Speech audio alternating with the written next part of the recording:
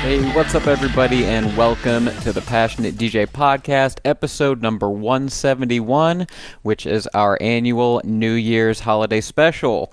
This is one of my favorite episodes to do every year because it's a chance to look back at the previous year in DJing and the industry and in Passionate DJ and kind of reflect back on what we did and where we're going.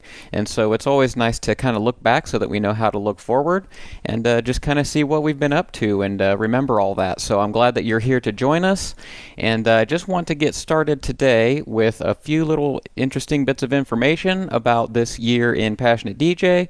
We're going to do what we always do for our New Year's episode, which is to check in with friends of the show and kind of see how they're doing and what they're up to. And we always like to check back in with a bunch of guests for our New Year's special, so we're definitely going to do that.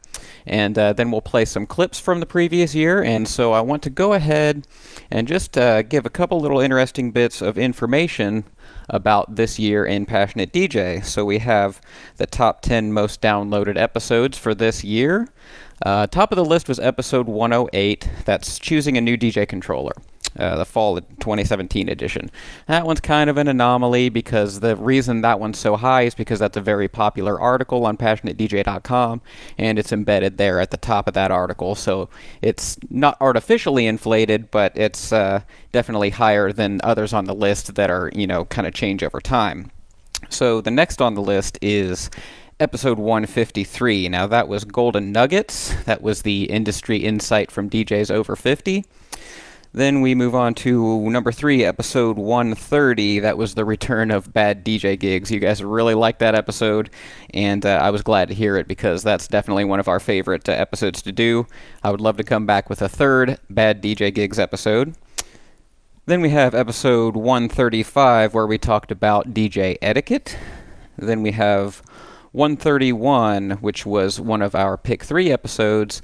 That was the Dance Classics version, where we brought in our friend Firecat451, and we talked about classic dance tracks. Next on the list is episode 128, State of the Music Industry. Then 143, How to Get More DJ Gigs.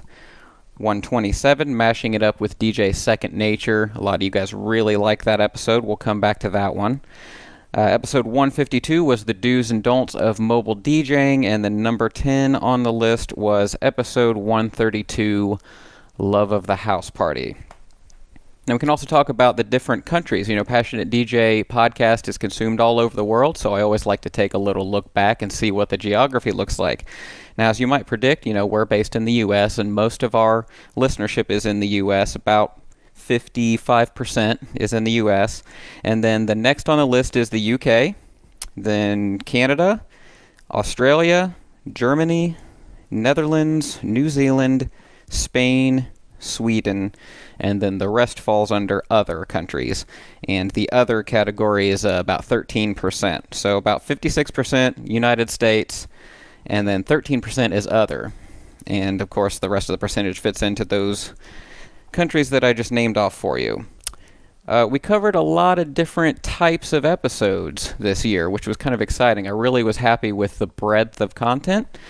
So I just want to kind of talk a little bit about that. We did a lot of industry and hardware related stuff, such as number 128 was State of the Music Industry, number 140 was Hot Stories, number 147 was Summer Hardware and Industry, and then in number 150, which was Trouble in EDM Paradise, we talked about all kinds of issues in the industry at large and the scene in general. So we talked about things like Fire Festival, a lawsuit against the Orlando police for the Pulse nightclub shooting, the raiding of the Fender, Yamaha, Casio, Roland, and Korg offices due to suggested breaches of competition law, the tragic ghost ship fire, and other sort of lawsuits and litigation and just different legal issues in the EDM industry.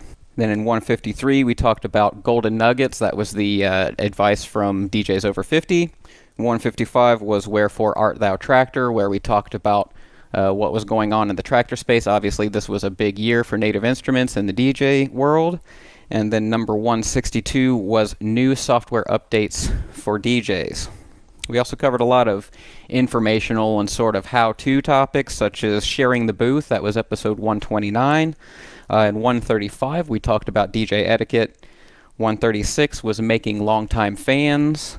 Number 137, Adventures in Networking. That's where Tony and I talked about scene stuff, but it was kind of informational and how-to. It was sort of in between there. Number 144 was the Belleville 3, and that's where we talked about the origins of Detroit techno and played some of that early music. 149 was 20 small wins for DJs. 152 was the do's and don'ts of mobile DJing. And then 164 was the 10 traits of unique DJs. Also had lots of great guests this year on the podcast. Right out of the gate, number 127, like we said earlier, we had DJ Second Nature.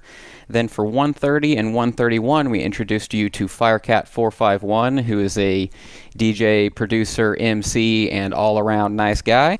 Then we had Matt Freeman here for episodes 133 and 165, and he talked about acid house in the first episode, acid house, acid techno, and that sort of sound. And then we talked about The Asylum, which was a nightclub here in the Midwest that was sort of a local legend. Then in episode 134, we had trap and EDM and festival heavy hitter Crane, which was a lot of fun. Then we introduced you to Crystal Grid in episodes 141, and then they came back later in 161. Those guys are doing a lot of great stuff, and we're definitely going to keep up with them in the coming year. Number 159, we brought our friend Marcus here, and that was the Jaded-ish episode. It's where we talked about kind of falling out of love with certain parts of the scene. 160 was John Becker of Fresh Local Producers. Number 166 was my friend Kim L. That was the Hometown Hustle episode. And then most recently we had in 167 Brian Savage for the Well-Rounded DJs episode. And of course we checked in with our ambassadors a bunch throughout the year as well. And we are going to be actually playing some clips here, some little I guess mini interviews with our some of our ambassadors here as some of the friends that we're checking in with. Now, another big thing that we did this year was we started the Passionate DJ community group on Facebook, and that has been very successful. Not only has it grown very quickly, but it's also been very engaged, and that's been really exciting to watch. So every day when I log in there, there's some new question or some new thing being shared in there.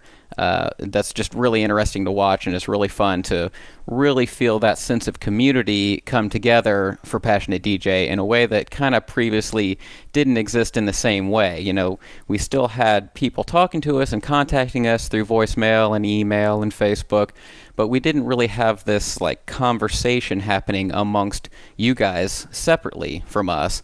And so that's been really fun to watch and really helpful. In fact, we used that as a source for some of our content as well, such as episode 148 was Community Struggles, episode 154 was Community Wishing Well, 157 we talked about beat matching and real DJing, but we kind of reached out to you in the community and asked your thoughts on that.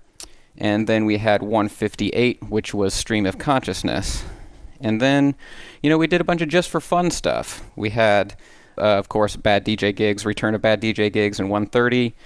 131 was a Pick 3 Dance Classics, and then for 142 we had Pick 3 Back in the Day.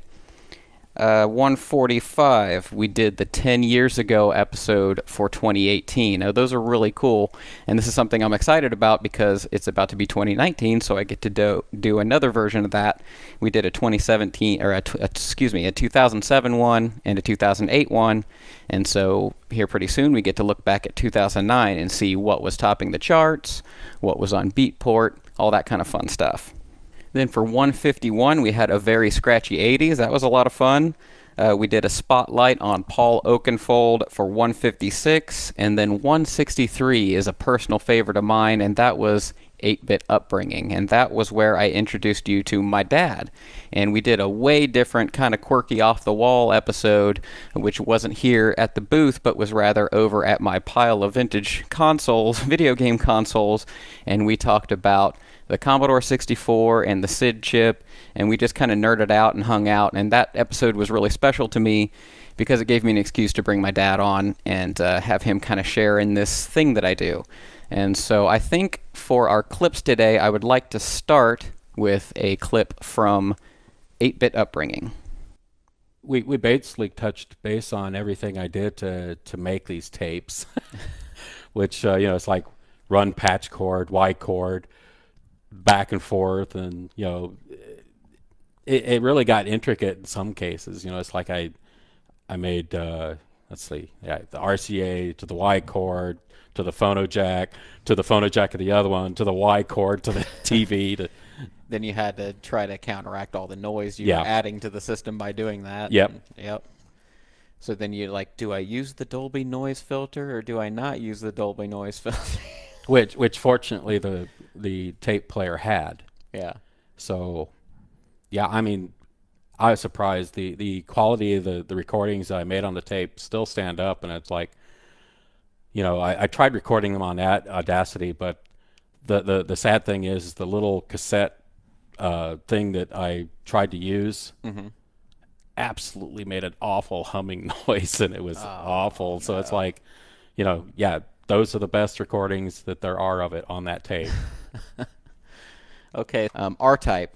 This is one I added on. I couldn't do this episode without doing R-Type. There's so many different levels to R-Type, though. Each one had a sequence of a different song, depending, and it's all like high energy action. Oh my god. All action. It's high paced, and you better be ready for it. And there was music to fit. A super fun game, but just brutal, just like all 80s games. It was a side-scrolling shoot 'em up. Yeah, shmup as they call them, shoot 'em up. So you were a little ship, and you would scroll along space, and also looking for power-ups that would allow you to fire different types of guns and things to try to survive your enemy. And this is a game that probably some of our audience is familiar with because it exists in a million different forms. Yeah, it wasn't exclusive to the Commodore. I think there was even a Super Nintendo. There's a Super R-Type and stuff. But once again, the music was unique to this version. And I'll just skim through a couple different tracks. This is one I could play the whole soundtrack to, but yeah, well, it's literally probably at least another 20-something minutes. Yeah, it's like a full album, which you didn't get a whole lot in games back then. Like it's very. And again, one of those. That's another one that I'd actually had to play through and try to get that amazes all the different. That amazes me because that game was just. Yeah. But not easy on you. Yeah, but unfortunately, you had to have some sound effects to it, and it's like I tried to actually make it match. Da da da da da da da da da. So that you wouldn't notice the sound effects. But you had to fire or you die. Yeah. Here we go.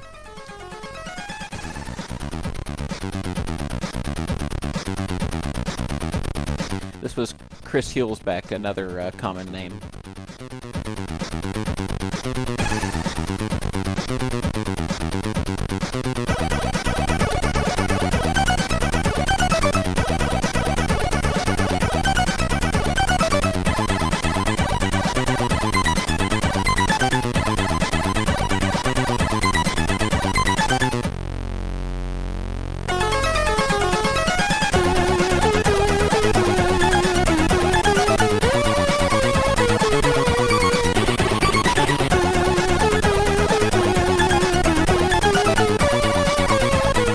Zoomed in on you so they could see your arcade action over there. Yeah, and you're literally pressing the button like this and trying to go back and forth, and pretty frantic.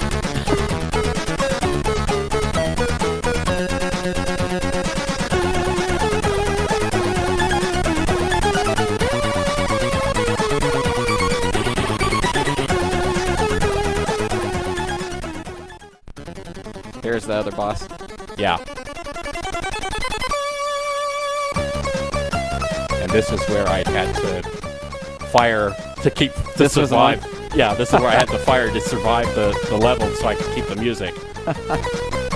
Just like da da da da da da. And I go pew pew. Nice. So you were you were even sampling on top of your tracks. You were a DJ.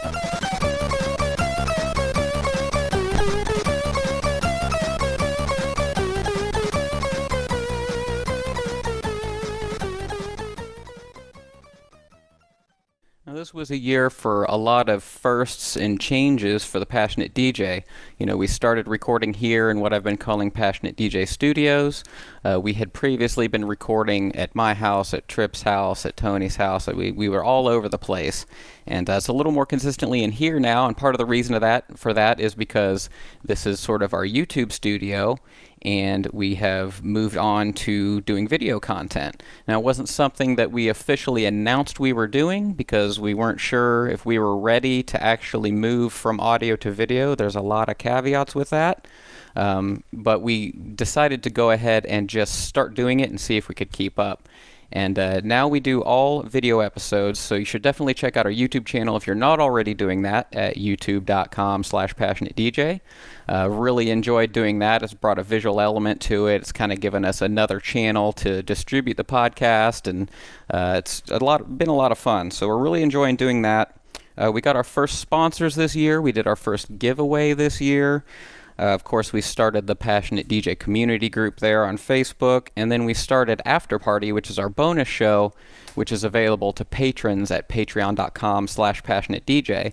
Now, that's been a lot of fun because it's kind of given us a reason to record side conversations and extra bonus stuff, and to also not feel too bad about cutting bits out to fit, a certain time format for the main podcast.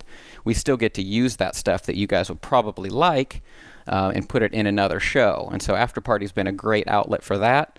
And so definitely check us out there if you're not already.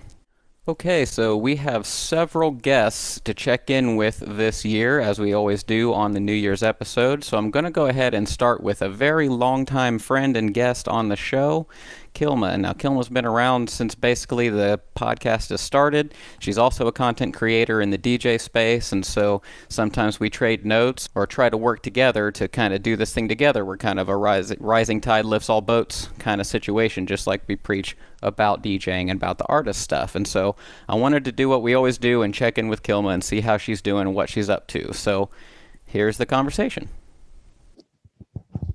Hey. Hey, Kilma, what's up, my friend? How you doing? I'm doing great. How are you? I'm awesome. So I know we're squeezing this in at the last minute, so thanks so much for joining me today. Of course. We always check in with you for New Year's, so I didn't want it to go by without giving you a call. So I would love to know what you've been up to most recently. I know you've been doing all kinds of great content creation stuff. I'd love to know what you've been doing as a DJ and just what's going on in your life. Awesome.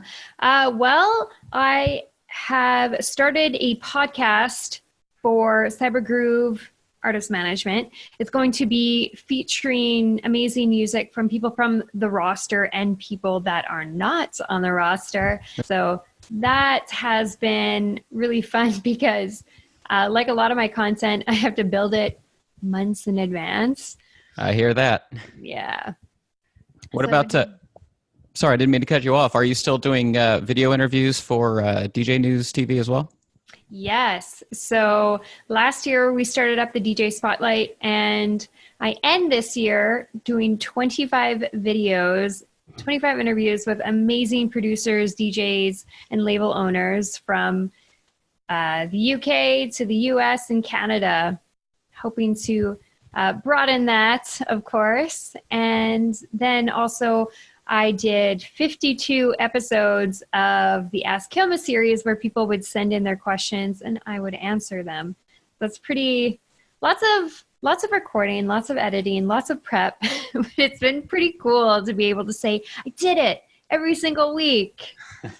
This content creation game is tougher than it looks, isn't it? Oh my goodness. And it's only like 10% of the work that you see, right? You That's right. See that 5-minute clip and so much prep and promotion going on after that. Takes a lot of hustle. So how was your holidays? Oh, my holidays. You know what? They were really wonderful. I am a big believer that we choose our family. It does not have to be blood.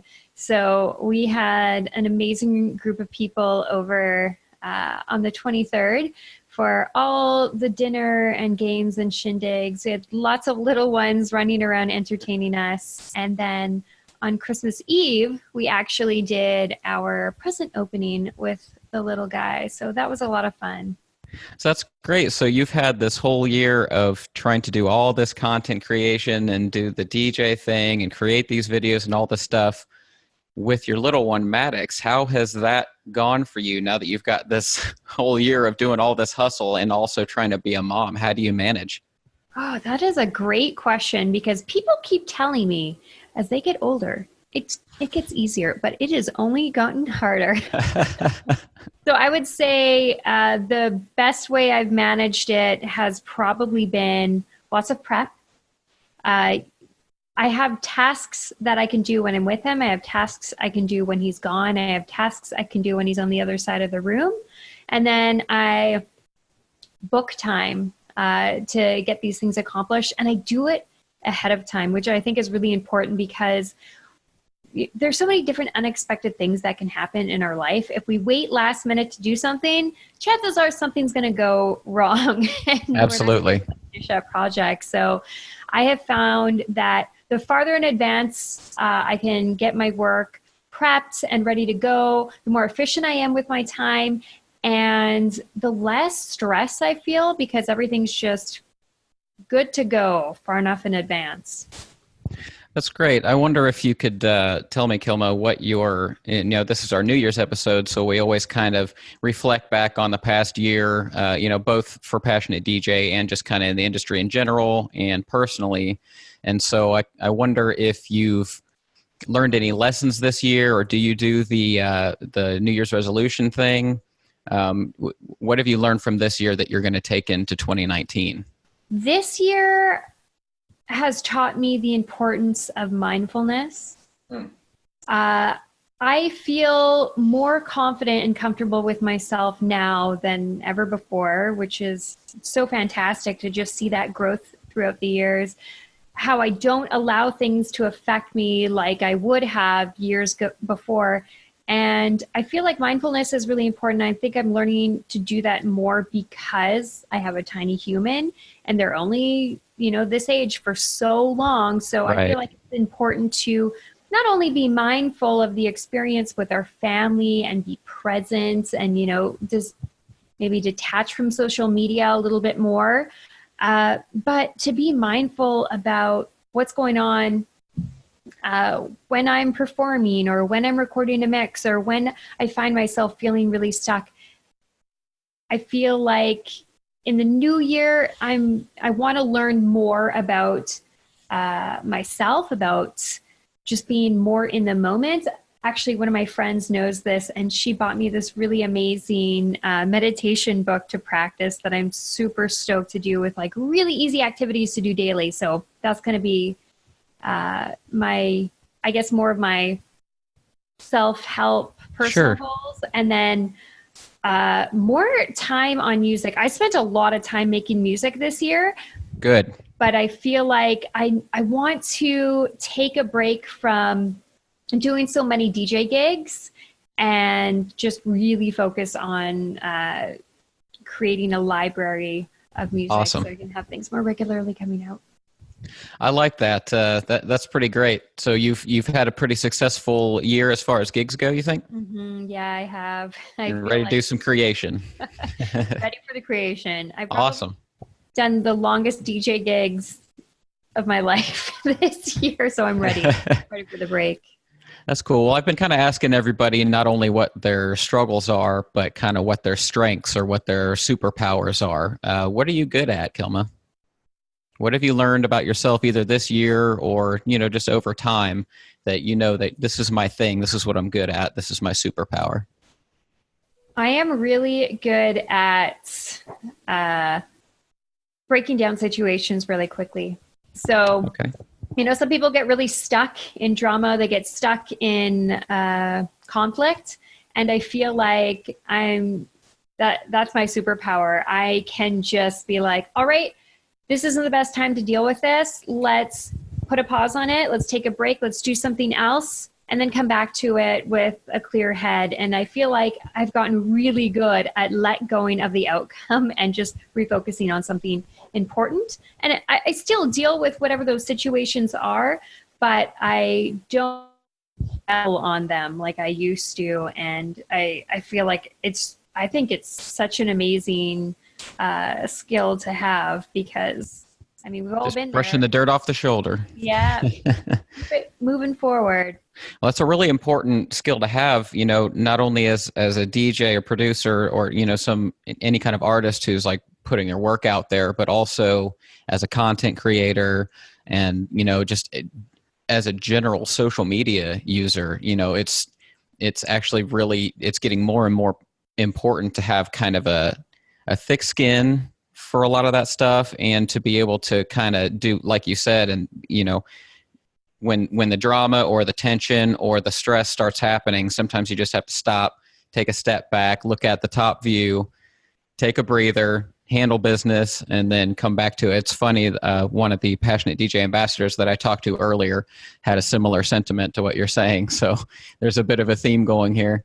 Is there anything else that you want to plug as far as like music? And is it at Kilma at all the things, or do they differ? Pretty much at Kilma Music for Kilma everything. Music. Yeah, Kilma Music. Well, this has been a lot of fun to kind of watch the progression here, because, you've been a longtime fan of Passionate DJ, and you were kind of one of the first people, content creator types in the space that I'd started communicating with back in the early days. And we've collaborated in little bits here and there over the years, and I appreciate you being around for that, and for being a friend, and for being a follower of Passionate DJ. And I wish you only the best in 2019. Thank you. And thank you for all that you all are doing, because it is making such a huge impact on this industry. And it's so important that we have mentors like yourself out there. So thank you. Thank you so much. I'll let you go and get back to your family stuff, and we'll see you next time. Let's do another episode soon, okay? Yeah, sounds good. All right, bye-bye. Take care. Always great to see what Kilma's up to, and I look forward to hearing what kind of tracks she comes out with in 2019. Now, I want to keep these conversations going, so I'm going to go ahead and move on to another longtime fan of the show, Ante, who's also known as Dubmaster Blue Bear. You may remember that name from voicemails and other things that he's left in the past. I wanted to actually get him on the show and talk to him, because he hadn't been on the main show before, and kind of introduce him to the audience, and kind of get his impression of Passionate DJ. And he's also a music producer, and so make sure you check out all of his SoundCloud and all of the things. So this is a conversation with Dubmaster Blue Bear. All right, we're here with another friend of the show, longtime listener and Passionate DJ ambassador, Ante, also known as Dubmaster Blue Bear. How you doing, my friend? I'm doing pretty good, thanks. Yourself? I'm doing great. So this is, I don't want to say this is your first time on the show, because I think you've submitted like audio clips and stuff before, but I think this is the first conversation we've had on the show. It is, yeah. I sent one or two voicemails over the last couple of years, I guess, before episode 100, before I became a part of the ambassador group. Yeah, so never, I don't think we've ever maybe did a video chat as a group, but Sure, yeah. Yeah. So this is the first time, yeah. So that's awesome. So maybe introduce yourself to the audience, and can you tell us like what you like to do? All right. Well, sure. I'll start out. I won't make it too long, but I'll start out back when I was 11, when I started, when I got into music. Got for, I think it was Christmas or my birthday, my mom bought me a Beatles cassette.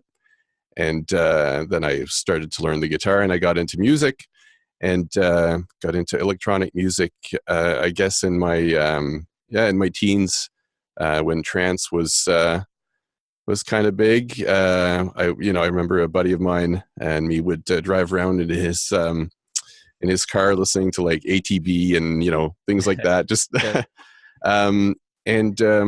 so I can't really say I'm a DJ. I've been kind of dabbling with messing around with DJing for the last couple of years. Sure. I mainly I produce music as a hobby, and something I've been doing that for I guess since I was about 16 years old, on and off, mm-hmm.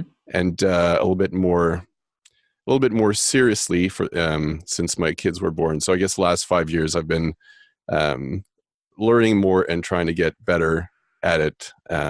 and DJing sort of, for me, it's kind of part of it all a little bit. And, Sure. you know, thinking if I ever, you know, if one of my songs ever becomes, you know, popular, and I have to go and play music in front of people, how would I do that? And I guess DJing was the natural Sure. answer there for me. I'm glad that you bring that up actually right off the bat, because I think that describes a lot of our audience. And I think that a lot of them are less inclined to, for instance, leave voicemails or something like that, or interact on the show, because they think, oh, well, I'm not like a full-time DJ or some kind of DJ hero, so who am I to participate in the show? And that frustrates me, because I think there's a lot more casual DJs or hobbyist DJs, or however you would want to describe it, that follow the show, that probably feel like they don't have all those other people who they're feeling the same way, you know. So that's pretty cool. You know, not everybody has to have that as their full-time career. I certainly don't. Yeah. So and cool that you still participate in such an intimate way with Passionate DJ.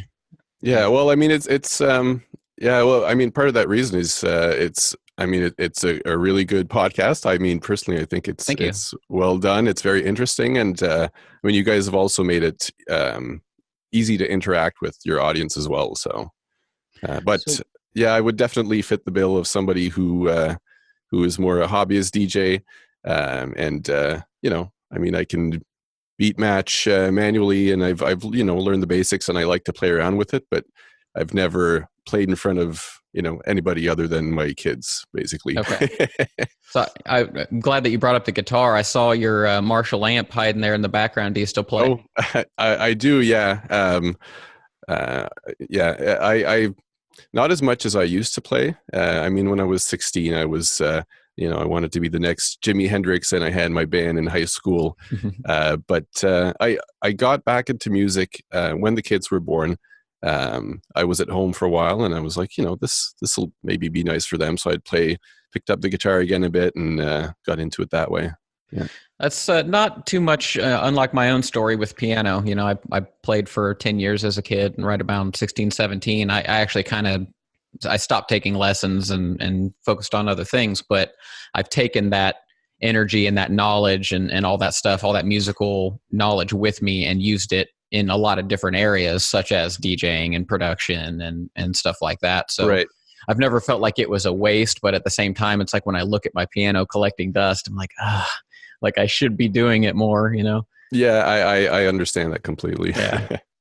Well, so that's great. So how would you describe your current style as a production or as a producer? I've heard a few of your tracks, but I haven't heard like a broad, you know, scope of your work. So what do you aim for? Well, I like a lot of different styles, and again, I haven't updated my SoundCloud in a while. I should. This might be a good excuse to do so.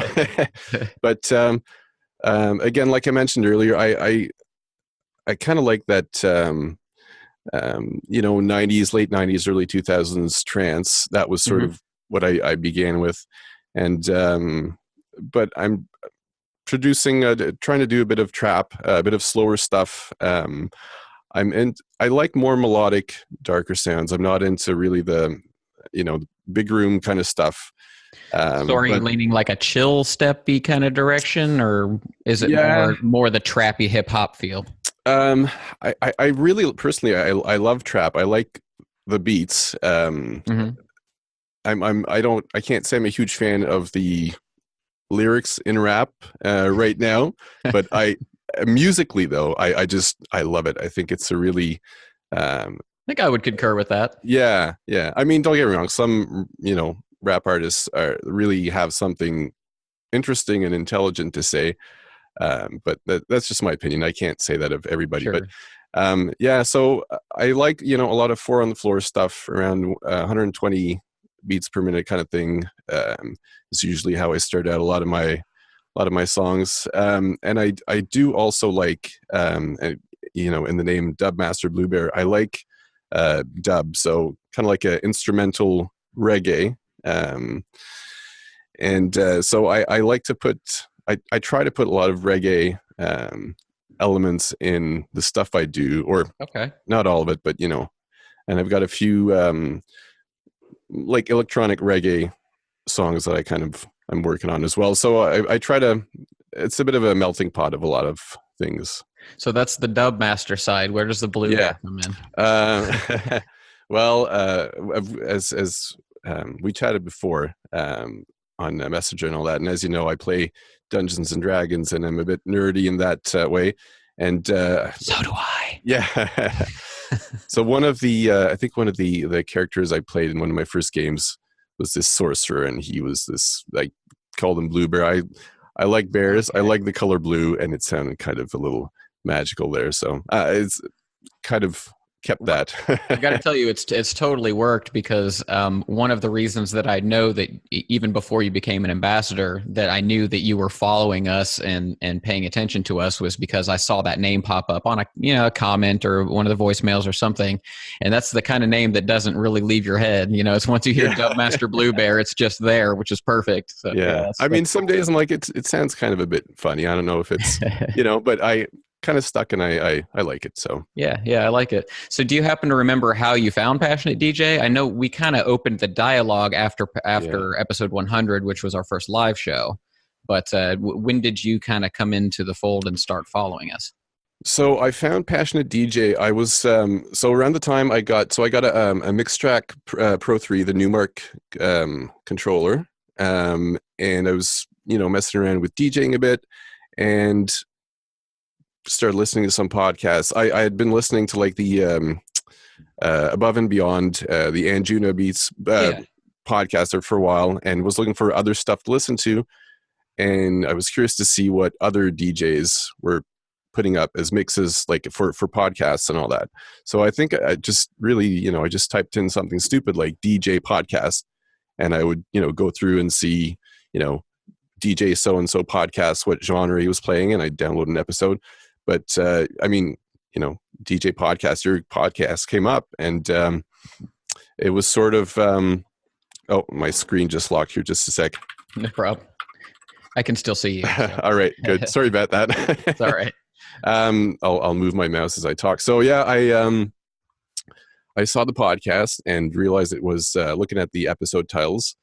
Kind of figured it was a talk show, and I said, well, the subjects that you had in the descriptions kind of fit what I was looking for as far as learning more about DJing and getting into that. So I guess I downloaded a couple of episodes and really enjoyed it, subscribed, and been a listener ever since. It's so funny that you bring that up, because that fact has been a blessing and a curse for this show. That so I guess this is a little bonus SEO tip for anybody else who's running a show or has a website. The fact that it says DJ podcast in the name really helps, because of exactly what you described. Oh yeah, it was totally by chance. Yeah. But my whole worry for years has been that was going to work against us, because there are so many other DJ podcasts out there, but we're a talk show. We're something different. We're not a mix show, and I wasn't sure if it would be able to differentiate, but it's turned out that it's had the opposite effect as well, and it's introduced people to us. Exactly, yeah. So it's like, oh, okay. So then after that, I just kind of learned to ignore that fact. I'm like, okay, it hurts and helps me. So yeah, it certainly helped in this case. Yeah, that's great. So I've been asking everybody, what your greatest struggle is with DJing, but if you want, you can present that as an artist in general, as a producer, or any way that you want to approach it. Anything that you want to bring up that's kind of a sticking point for you? Yeah, and I guess, I mean, this is maybe going to sound a little psycho analytical, but it's more struggling with your own self-doubt, I guess. And like for me, and I mean, I'm 34 now, and I'm not a 16-year-old producer who's like full of piss and vinegar and gung ho to take over the world. Yeah. And plus, I've always been a shy person, and so for me, I think the biggest struggle, either with producing music or DJing, is sort of presenting it to the people, putting it out there for people to listen to. I'm always like, oh, well, it's not, maybe it's not that great. It's not that good. What if, it'll never work. I'm not that good. Or, and I think it's, are you a perfectionist? Yes and no, to a point, but I'm not. I don't stick on really little details. Okay. Like if I have a certain sound in my head, I want to put in a song. I'll get as close as I can without losing sleep over it. I gotcha. Yeah. It's just yeah, being afraid what are other people going to think of the music? What if Mm-hmm. for me that's the biggest thing, and just getting it out there in front of people. Like my wife. I make her listen to some of the songs sometimes. My little brother, who's super into this kind of music, I get feedback from him as well. But I just, and I've got some stuff on SoundCloud, but it's hard.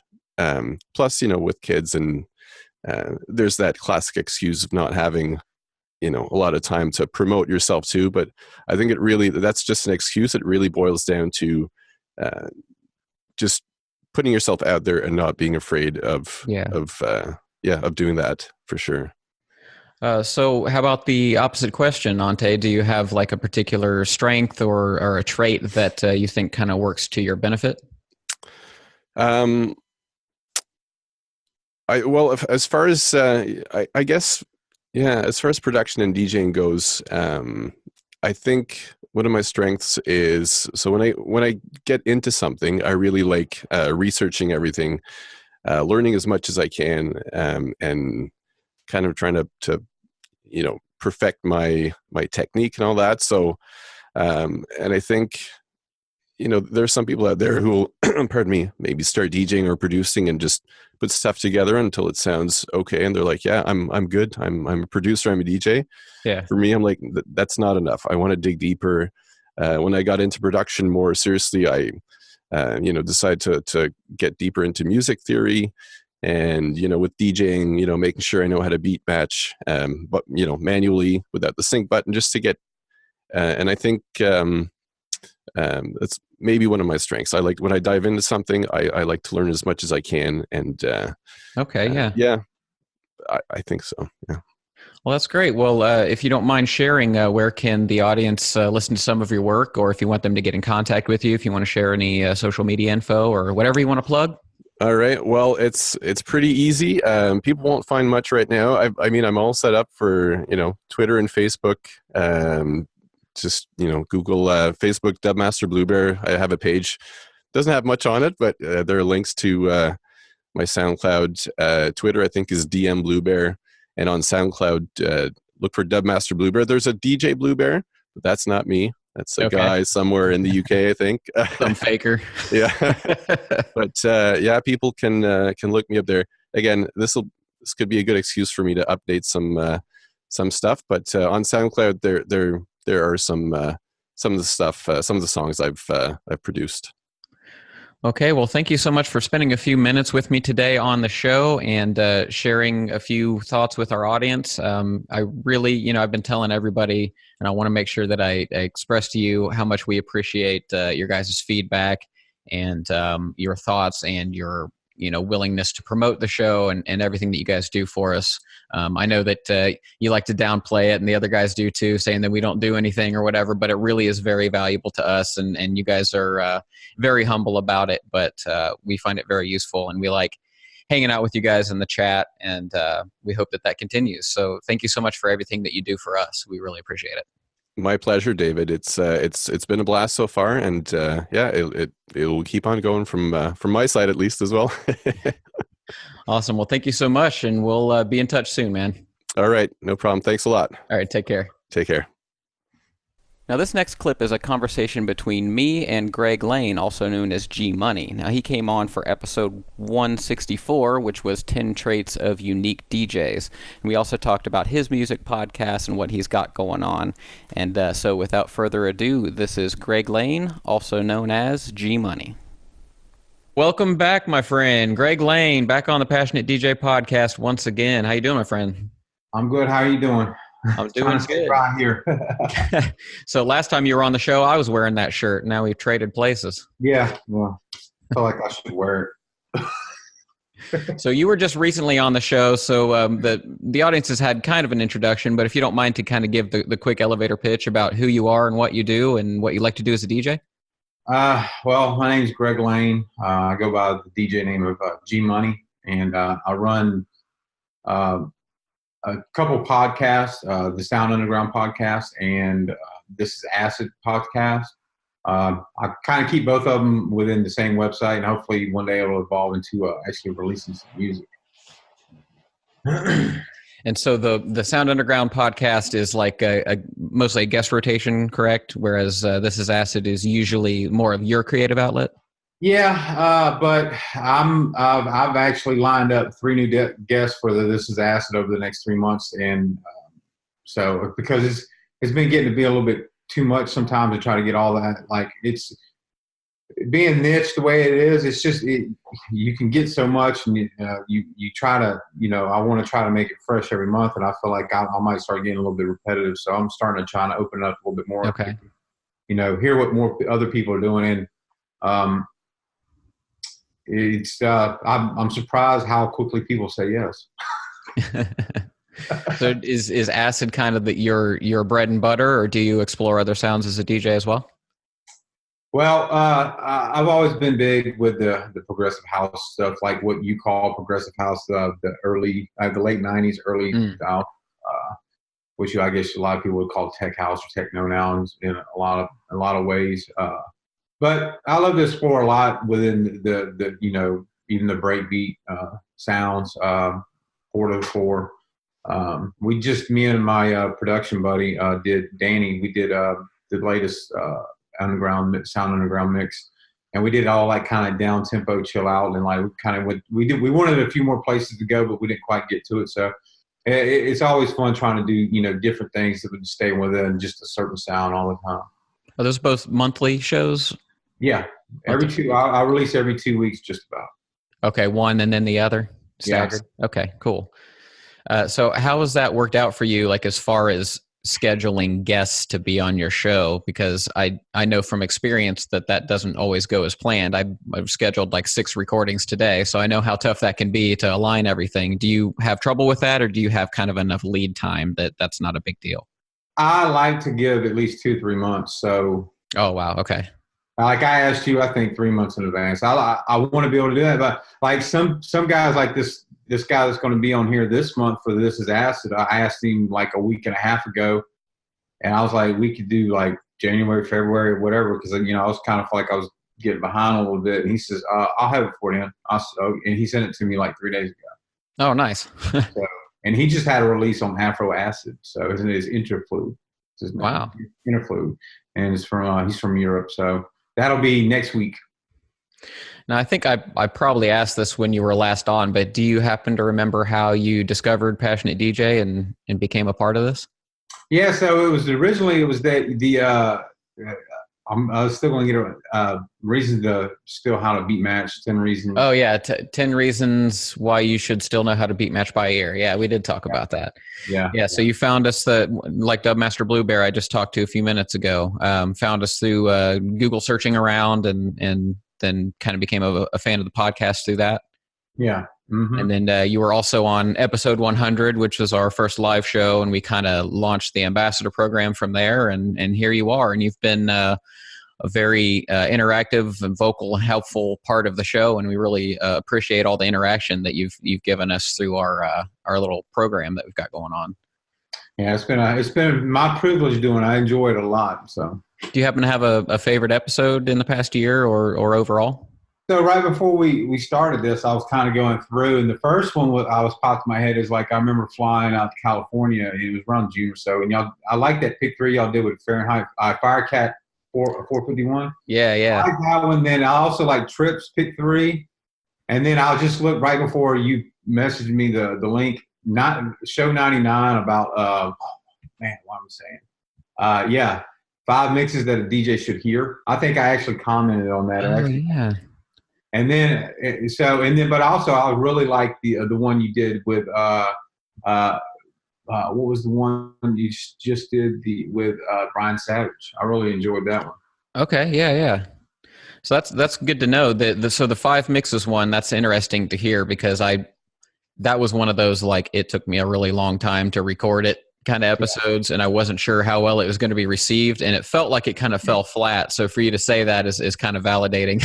Well, see, the thing is, like with that, like I used to write for a music blog, Danny Deal's music blog, a few years back, and one of the things I know is hard is trying to like listen to the music with a critical ear in a different way than you normally listen to. So like trying to probably talk about a mix and how it goes through and stuff like that. Try to use good words for description and stuff like that. It's hard. So I understand how it goes when it comes to doing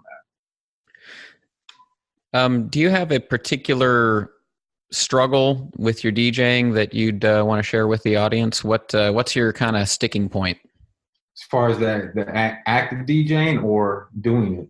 However you want to approach it. I've been saying as an artist in general, what's your hold up? So that can be promotional, it can be technical, however you want to. Well, so one thing with me, like I said in the show originally, is like the scene around here. It's really disheartening when it comes to certain things. You kind of you lose hope a little bit sometimes, but like shady people and stuff, or just the non-existence of it. Oh, I see. Yeah, and I'm actually putting together a little thing for my birthday party in 2 weeks to do something fun, to play some good music and everything like that. But like that's like scene wise, but like as far as DJing wise goes, to me, and it seems like there's always. It's like what can you do playing that's going to set you apart from somebody that's doing the same type of mixing and playing the same type of music that you do. And I think that kind of alluded to that before, like how to playing different and stuff like that. And I went back and I go watch Chris Leaving's video Rushies. It's like try to make it less about playing just these couple songs back to back or something like that, and creating something with it. To me, it's all about, like I was thinking about this earlier, it's all about trying to create atmosphere. And that's kind of, to me, what DJing is. And that's where I think like somebody like John Digweed, people like that, they create that atmosphere. Oh, for sure. That's point of where you start and where you end up. So sort of the opposite question then, what would G Money's superpower be? What's your strength? Well, I think, this kind of popped up the other night. Me and Danny were doing the mix for the Sound Underground, and he got frustrated after one bad mix. And I told him, I said, it's not that bad. I said, I understand, and everything. Like we did, 2 hours, and he kind of got frustrated for the point he felt a little bit negative energy as far as that goes. But like we pushed through and we were able to work it through. And I think that that's one thing that I've learned, like doing like the Friday night Fever series I did, and then also doing these and everything like that. It's just I'm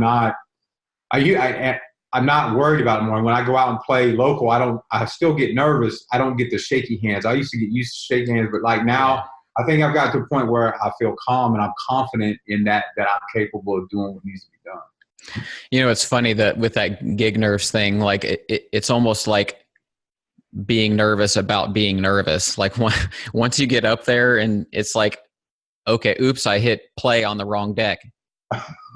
Do it again, and the music's playing. You know what I mean? It's like, oops, okay, I looked like a jackass for 5 seconds, but that's not what everybody's going to remember for the night, And once you kind of get over that and you just kind of go into it a little more nonchalant, I think it really helps, just with that, having that confident presence walking in, Yeah.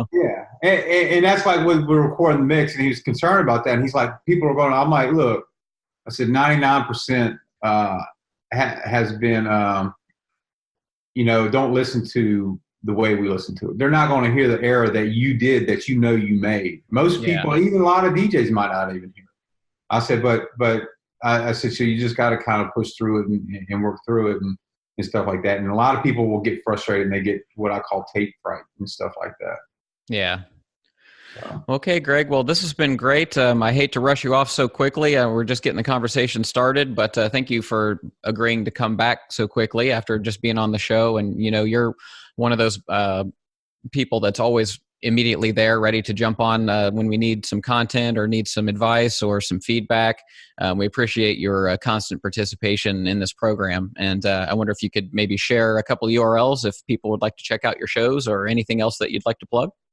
So the soundunderground.net, that'll get you everywhere you need to go as far as Instagram, SoundCloud, because they have a little bit different variation of sound because I wasn't the first one there. So if you just go to the soundunderground.net, you'll be able to get to Instagram, SoundCloud, Facebook. And you can listen to any mix you want there. You can download, get the playlist and everything like that also. And it's kind of hidden. I need to get work on. There's a mailing list that you can join there too. Cool. And if I can just add one more in there that might kind of be a plug for both of us, you can get to my mix directly by going to passionatedj.com/DavidSUG, and it'll bring you right there. Yeah, that's fine. So you were kind enough to ask me to do your anniversary show. So. Yeah, well, 2 year will be coming up here soon. Yeah, I was going to say it's probably about time, isn't it? Yeah, it'll be March. Yeah, I think it is. Yeah. All right, Greg. Well, thank you so much. Thank you for all that you do, and we will talk to you soon, man. All right. Thanks for having me. I appreciate it. Thank you. Have a Merry Christmas. You too, buddy. All right, in that clip, Greg mentioned something about the beat matching article being what introduced him to Passionate DJ. Now, we did in the past year kind of revisit that topic under episode 157, which was beat matching and real DJing, and we reached out to the Facebook community and asked what your thoughts were on this. And so I'm going to play a quick clip from episode 157, beat matching and real DJing. Okay, so the first question that we posted in the group was, is manual beat matching still an important skill in 2018? Why or why not? And as we always do when we ask questions similar to this, we got a lot of varied responses. Lando says, absolutely. Software can glitch. Tracks get misread, which happens a lot in Virtual DJ and Rekordbox. XDJs only read Rekordbox files, so tracks on Traktor take forever to analyze. You never know what gear they have at an after party. You have to beat match on older CDJs, and playing records is fun, especially when you can beat match. I've been DJing for 11 years and only learned how to beat match 4 years ago. It was a game changer. Selection is the most important part of DJing. If you can beat match easily, you can concentrate on what's most important. That's a great response. First of all, let me congratulate you for, after DJing for 7 years, deciding to learn a fundamental skill like beat matching instead of just holding to your guns and saying, I don't need this, or just being lazy. You said, hey, this is something that I want to do. I think it's going to improve my DJing, and it sounds like it has. So great for you. That's awesome news.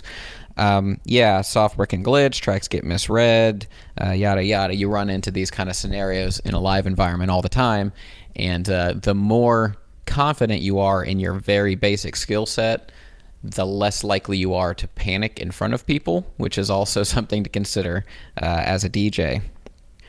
Zach Hill, also known as Tangled Branches, makes great music. You should check him out. He says, I think it's a very handy skill, and the practice involved with learning it is very good for your development as a DJ. Absolutely.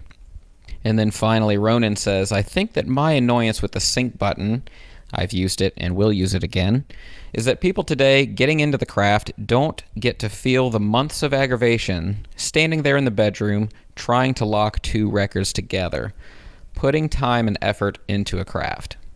I also get the comment above of old school DJs and dirty mixing. There's an art to that too. I love a good old-fashioned slam to another track, but it's got to be done right. I guess all in all, the reality isn't the method, it's playing music for the people.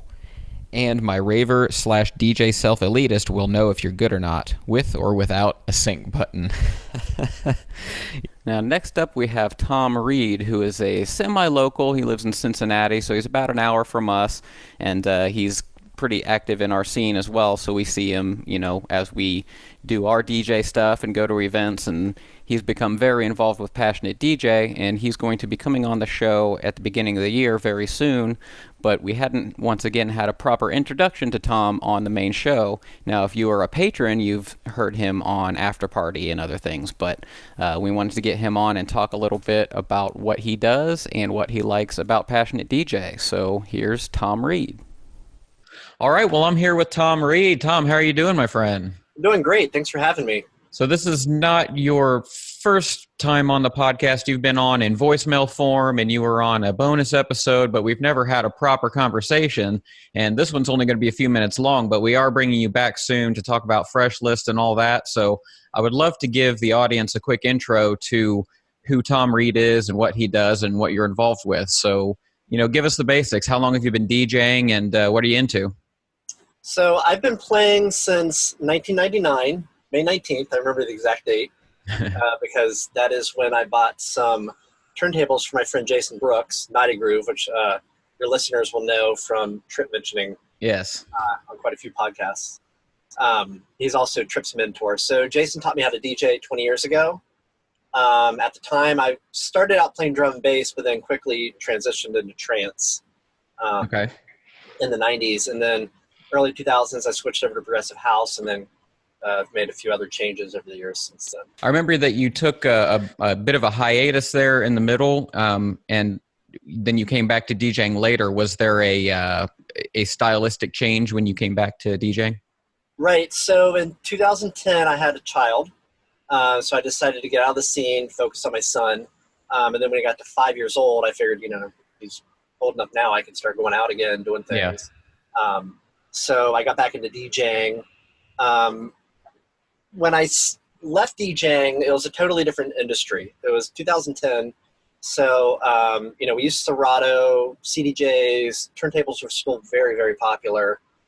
When I came back, you had trap music.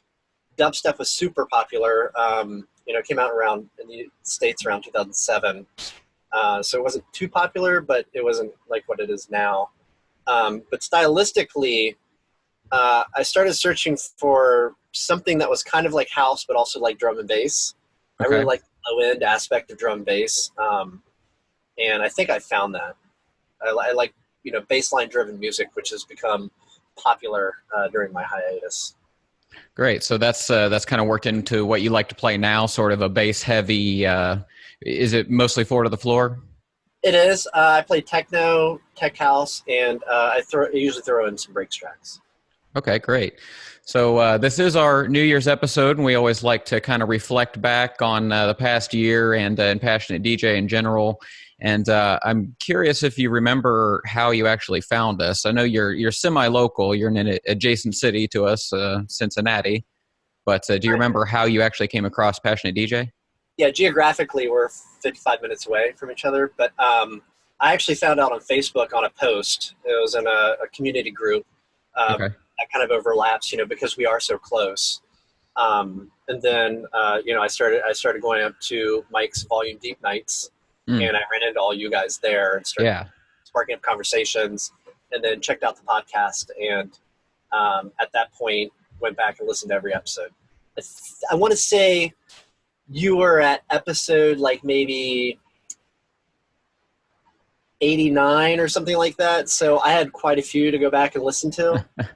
That always amazes me when people tell me that they go back and listen to the whole back catalog. I'm like, man, that's a lot of hours. Yeah, well, when you're a traveling DJ, like you regionally traveling, there's a lot of driving involved. Sure. So, I listened. I remember listening for 10 hours driving up to Grand Rapids and back. Wow. So that was 10 episodes there. So did that kind of help you get into a certain headspace and really be thinking about DJing and all that on the way, or was it just more of an entertainment value kind of thing? It was entertainment value. I always pick up, I always pick up pointers and tips and tricks from you guys, things I haven't thought about. That's one of the main reasons I listen to the podcast, is getting your perspectives and Tony's perspective and Trip and Mo and everybody else. So. Likewise, as a Passionate DJ ambassador, we, the guys and I really appreciate your feedback and insight and patience with us as we are figuring things out and sometimes don't get back to people quickly and all that. And, we really value the additional information and feedback and participation, that you guys bring to the show. So we're glad to have you on. And I wonder if, do you have maybe a favorite episode from the past year or ever? I know that's kind of a tough question for a lot of people. It is. And I think I always like to pick threes because it's, especially when Trip gets in there, it's always nostalgic for me. Okay. because he and I, we played the same kind of music for a long time. So Yeah. A lot of the stuff that he was into back in the day is stuff that I was into back in the day.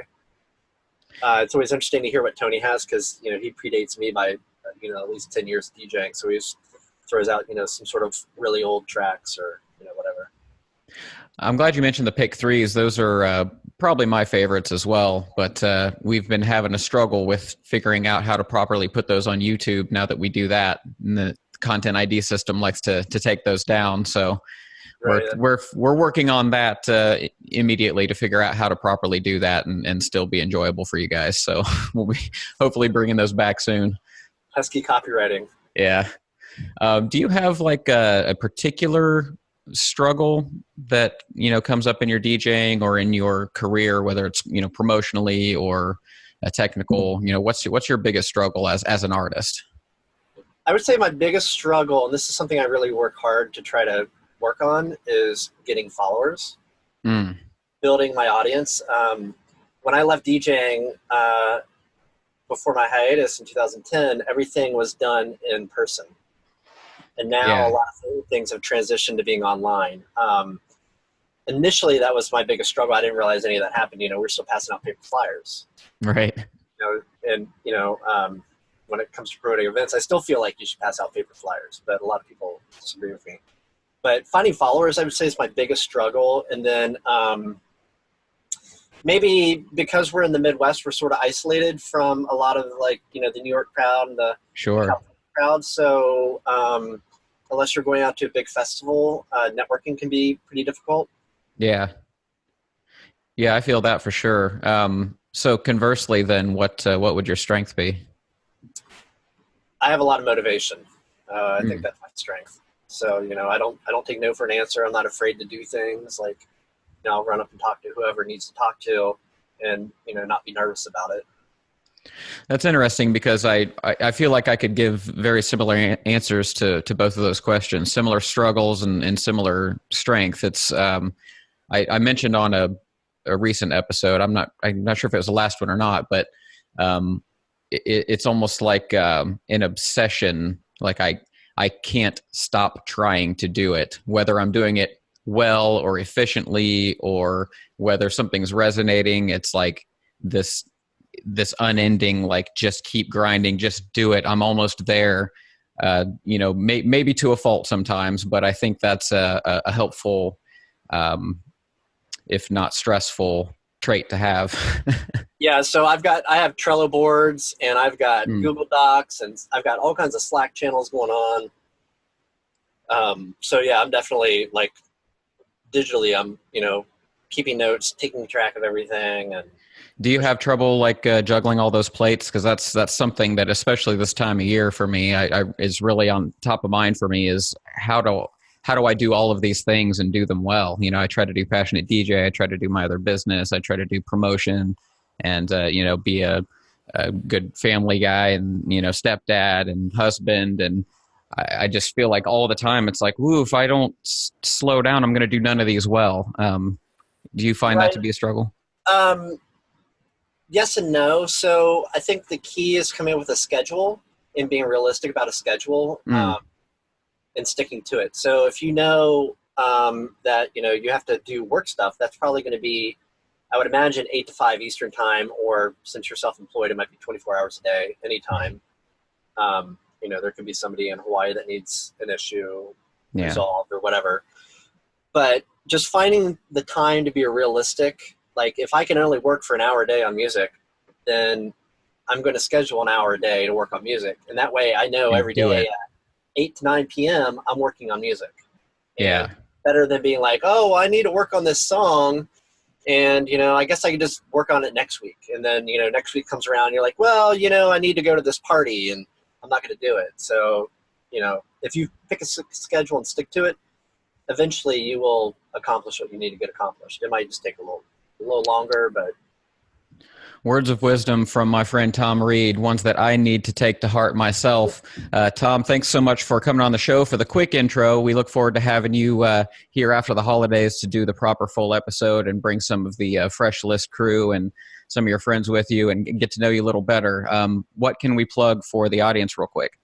So I have remixes coming out for Bad Boy Bill, Ghetto Blaster, and Two Tails in December. Yeah, so those should already be released by the time this episode's out. So you can find those on either my SoundCloud or they'll be on, Beatport or TrackSource, wherever you buy music.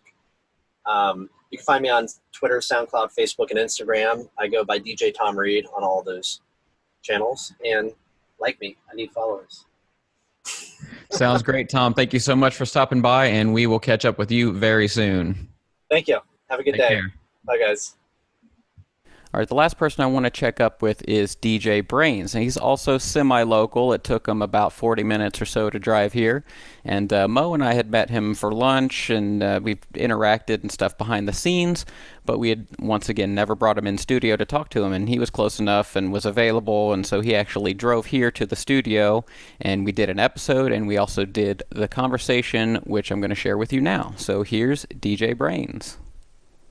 Okay, Leo, DJ Brains, you're back. Yay. You were just here on a couple episodes ago, and you're still here, and we're cheating and recording this segment so that we can share it with our New Year's episode instead of doing it over Skype. So, there you go. Maybe we could get just a little more info about, what you like to, like how you found Passionate DJ and kind of how you just got into this whole thing. Okay. So how I found Passionate DJ is I wanted to get serious about what I was, a business. So, I just Googled, did a little Google search. I listened to a lot of podcasts, so I looked for some DJ podcasts, and I found the podcast that way. I think that's how I found, I really found the website. I think that's how I ended up finding it. But that's pretty common. Yeah, and I was looking for, equipment and things like that. So I saw the article about the controllers, so I looked through the controllers and passionatedj.com/controllers. Yeah, so I read that, a couple times and looked at some other things. So that was pretty much how I got there. Okay, so Google search led you here, and then you found the podcast, and you stuck around, and now you're kind of on the inside circle here. Ooh, yeah. So that's pretty great. So, we talked a little bit on your episode the other week about mobile DJing, which is kind of your wheelhouse, and talked a little bit about the struggles that come along with that. But I wonder, just in general, when it comes to however you want to approach it with DJing or with hardware, software, with music, what is your biggest struggle, do you think? I think my biggest struggle is just pushing myself to get out there and find things to do. So like promoting yourself? Yeah, I don't know. I can sit there and I can throw together my website or mess on Photoshop with my logo for hours, but then it's like I've got all these neat little things I've worked on. Now what? Looks cool, but it doesn't. If it makes you feel better, I hear that quite a bit. So through the Passionate DJ community group on Facebook, when you sign up, it asks a series of 3 questions. How did you find Passionate DJ and da-da-da.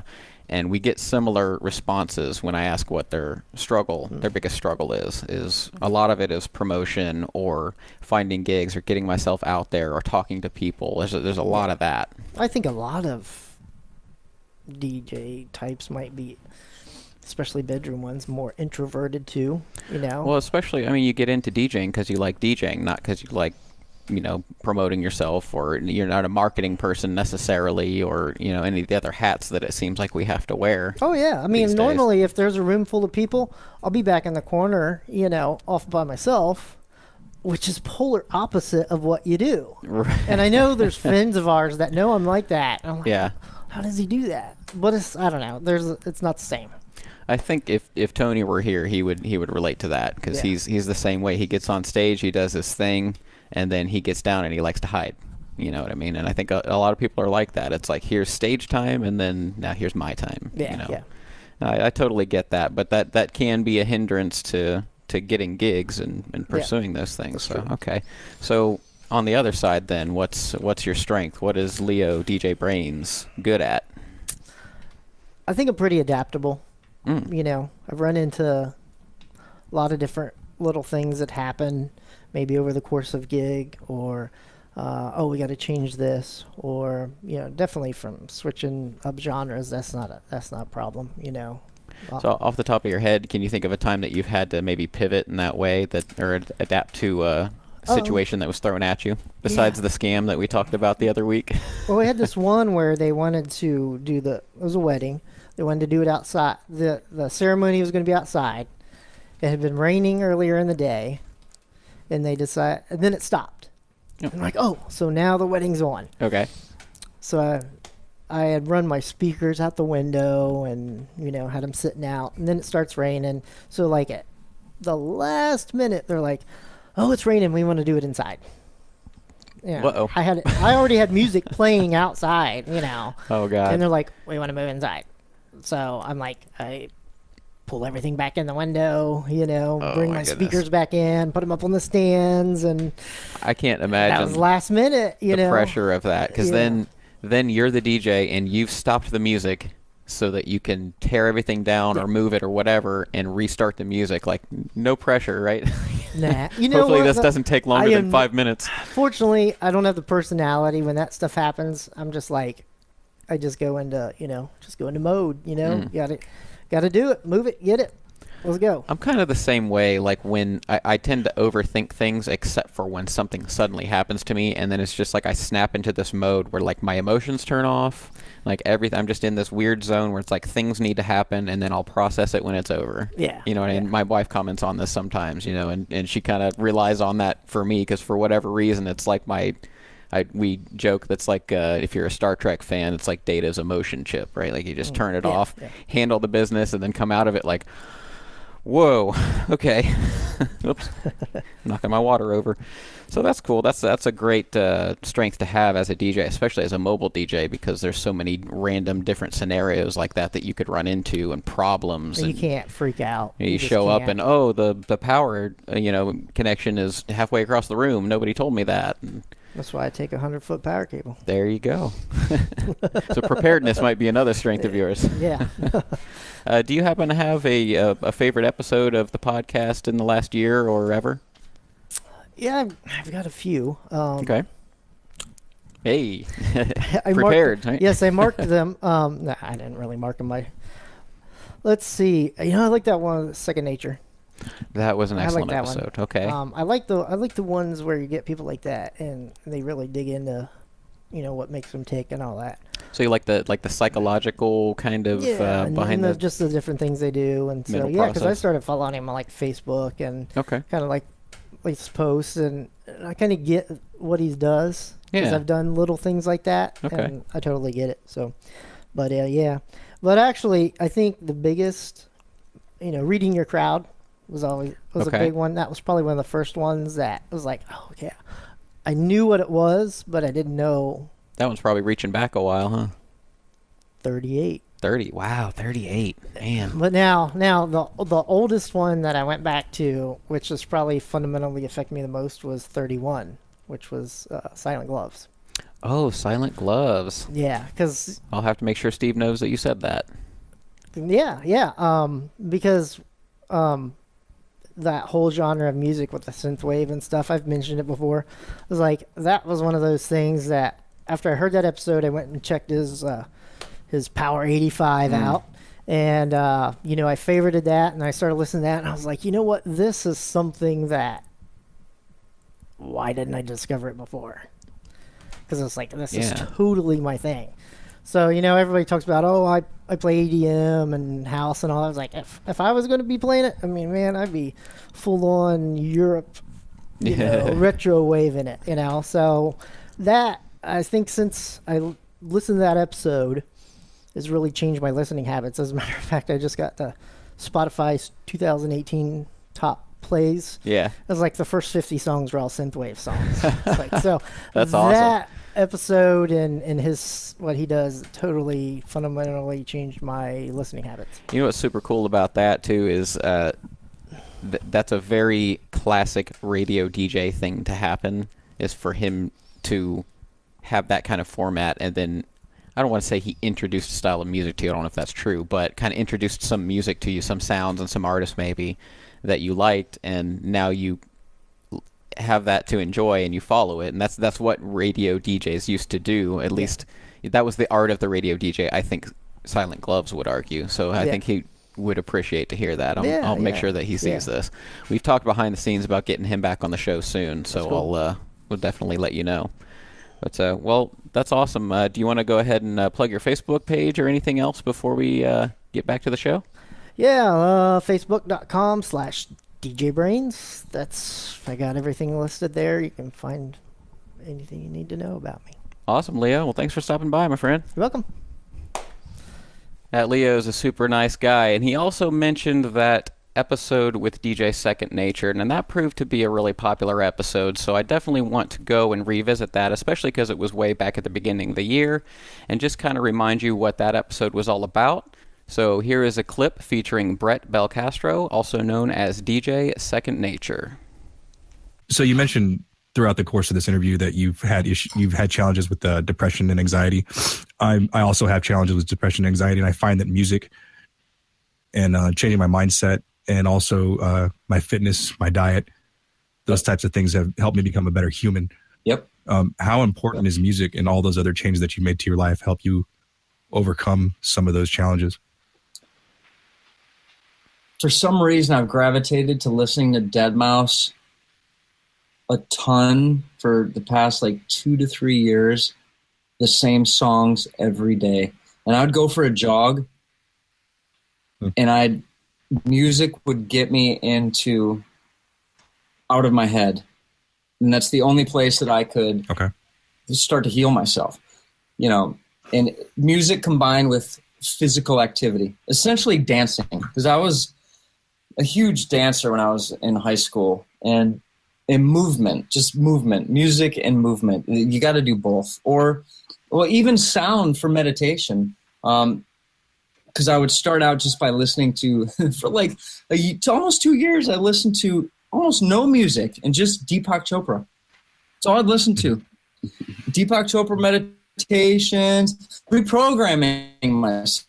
Then I'd stop doing that and I would just listen to music. So I'd go for jogs or I'd start doing body weights in the playground by my house, listening to Rick Ross and Skrillex, Purple Lamborghini, doing pull-ups, pushing myself, that level of intensity. I need that level of high energy to really, yes, I need it, man, for sure.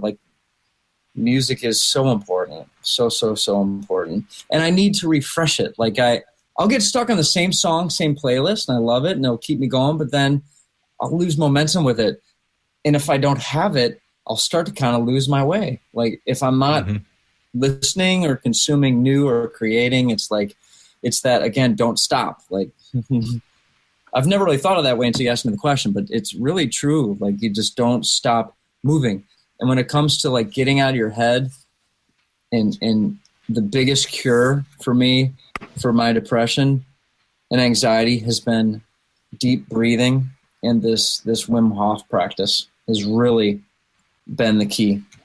Just active, man. Get active. Change your state by changing your momentum and your energy.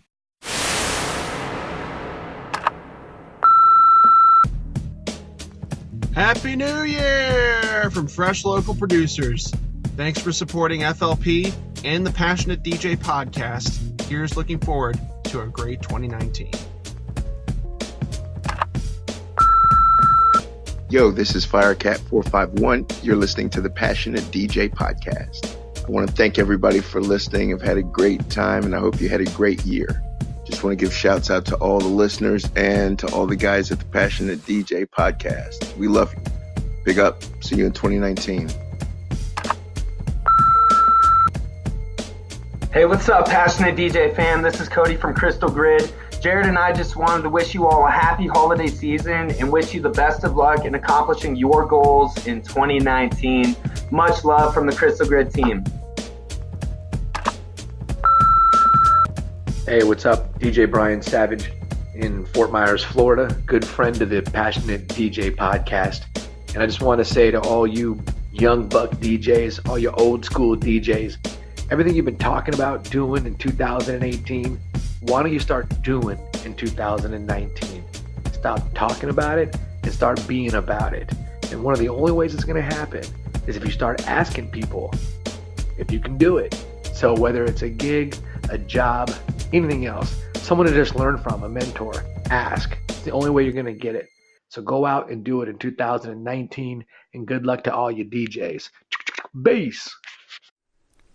All right, we're coming close to the end here, but I do want to wrap up the show with a few more clips from the previous year. Before we get on to that, I do want to read just a couple of reviews from our Facebook page. Ron says that The Passionate DJ is a group of positive DJs sharing their experience that they have and what they've learned to help mentor and share real-life experience and business ideas on the industry. It's very educational, and you can always find the gold nuggets that will help and lift up the up-and-coming DJs to the experienced DJs, to learn from the digital DJs, and all the never-ending change in new technology, social media, and other forms of how we all do business in the gear we use. Tom says gear reviews, down-to-earth conversational interviews, cool segments like 8-bit upbringing. I really enjoy the variety of topics and the information being shared. Now, our friend Kilma, who we heard from earlier, says if you are or would like to become a more passionate DJ and are open to a growth mindset, I highly suggest this space. I've been following The Passionate DJ since it was just a blog, and to have seen the progress with the podcast and now video content is inspiring and phenomenal. The whole fam jam is approachable, easygoing, and the growing community is wonderful as well. I totally agree with you there, Kilma. Thank you so much. And then Chuck says, a great resource about everything DJ, music, and promoting. I've learned so much, and the personalities and guests are amazing. Well, thank you so much for that, Chuck. We think that you and the rest of the Passionate DJ community are the amazing ones, and we thank you so much for your support and your listenership. Now, one thing that I did post recently in the Facebook community group was, what cool gifts did you give or receive this year? Any cool DJ gear? Now, John says, I got the cool reloop tape to convert all my vinyl to MP3. That's pretty neat. Dominic got an Odyssey Black Label case for the DDJ-RR. Thanks, Santa, he says. Devin bought Logic Pro X for Christmas. It will be nice to commit to one DAW. Drew got a few VSTs, a very nice sub sweep, an EQ, and a few others. Hope everyone had a Merry Christmas. And then Adrian, this is my favorite. Adrian says, I got this super sweet Deep House is for Lovers t-shirt from Passionate DJ. That's awesome. PassionateDJ.com/merch to get your own. And now a few final clips to wrap up 2018 in Passionate DJ. Yeah, we called it an unboxing. And I just kind of put it up on the screen behind us here for the YouTube audience. Yeah, and I was actually in the middle of a meeting while you were doing that. Yeah. So I couldn't turn the sound on. I didn't have any earphones or anything. So I was like kind of messaging in there. I was like, how are those? How are the filters? How are the filters? And someone's like, he's already used the filters, dude. I was like, I can't hear. I'm in a meeting. I didn't want to do it anymore. I actually fucked up when I put my first post, dude. It said mobile dick jockey. Someone's like, mobile dick jockey. I'm like, what? That's the back pages, yo. I looked it up. delete. Fuck, where'd you type that? I guess the C is close to the letter S on the keyboard. Wow. That's a big faux pas. Oh, right there. Man, that was... So do you have kind of a plan for going from day jobs to not having those? How starving artist are you willing to be? You know what I mean? I mean, I can't say that we have a super strategic plan. Like, we're going to keep grinding as hard as possible until anything after that. I don't know if that's like a decided plan. So I'm older. Full stop. You know, I could take the little voice processor, which was brand new back then, where I could make myself sound really, really high or really, really low, you know, just have fun. And make instant cool radio beats. voice. Oh, man, just having so much fun. And one night, the friend of mine, I guess I can say, right, he got crabs. And I was his roommate, too, at this time. Check this out. This is funny. So, yeah, I'm just telling you, look, man, it wasn't me. Hey, it wasn't me. Okay, Shaggy. So... Check your cookies. Control, delete. Check TCP IP settings. I'll just record an outro real quick.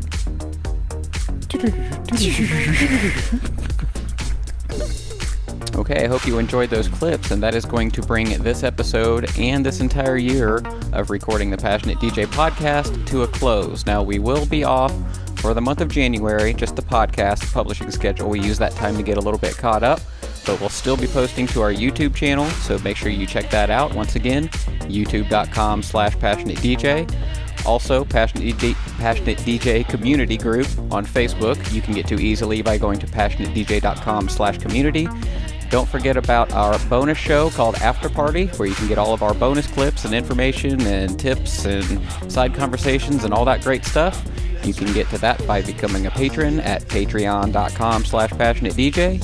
And follow us on Instagram, Facebook, Twitter, all of the stuff. And we will see you in the beginning of February. But for now, this has been the Passionate DJ Podcast. Thank you so much, and keep on spinning.